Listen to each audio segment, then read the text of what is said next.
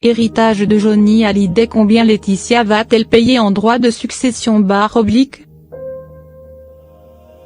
Laetitia Hallyday est arrivée en France ce dimanche 7 octobre afin d'assurer la promotion de l'album posthume de Johnny Hallyday. Mais avant de débuter son marathon médiatique et de donner 3 interviews à TF1, RT et les Paris Match, la veuve de Johnny Hallyday en a profité pour retrouver des amis mais également rendre une petite visite à son avocat Melardavon Amir Aslani.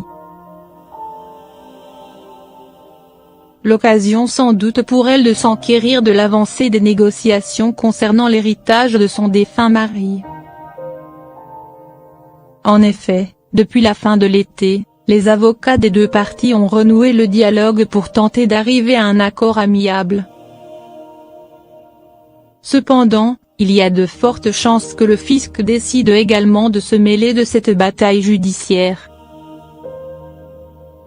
En effet, en France, quand on touche un héritage, on doit payer un pourcentage de celui-ci à l'administration fiscale.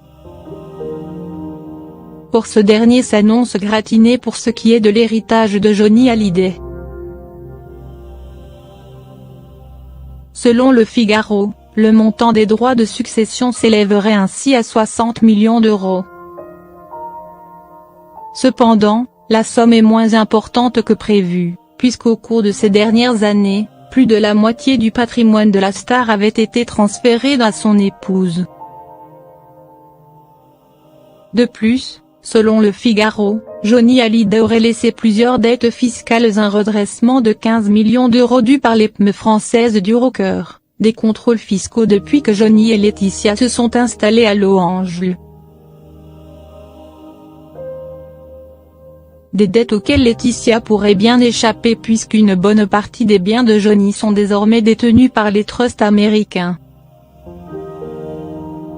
En revanche, Laura et David pourraient avoir de quoi s'inquiéter puisqu'en acceptant l'héritage de Johnny Hallyday, ils deviendront de fait solidaires des dettes de leur père durant 10 ans.